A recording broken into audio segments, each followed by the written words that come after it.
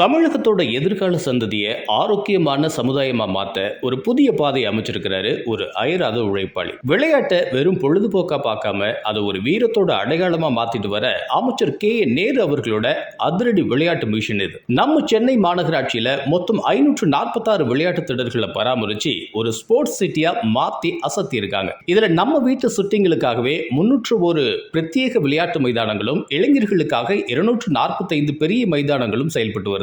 விளையாட்டுத்துறையை உலக தரத்துக்கு உயர்த்த 45.36 கோடி ரூபாய் மதிப்பீட்டில் 110 மைதானங்களை சீரமைக்க திட்டம் போட்டாரு நம்ம அமைச்சர். சொன்னதை செஞ்சு காட்டுற விதமா இதுவரைக்கும் 98 மைதானங்களை அப்படியே ரிச் லுக்குக்கு மாத்தி மக்கள் பயன்பாட்டுக்கு கொண்டு வந்தாச்சு. மீதமுள்ள 12 திடல்களும் இப்போ ஜரூரா தயாராகிட்டு இருக்கிறதுனால நம்ம ஊர் பசங்க இனி ஒலிம்பிக் லெவலுக்கு தயாராகிட்டாங்க. தமிழகத்தோட எதிர்காலத்தை பத்தி மட்டும் யோசிக்காம அதை இப்பவே நிஜமாக்கி காட்டுற ஒரு அசைக்க முடியாத உழைப்புக்கு சொந்தக்காரர் தான் மாண்புமிகு அமைச்சர் நேரு அவர்கள்.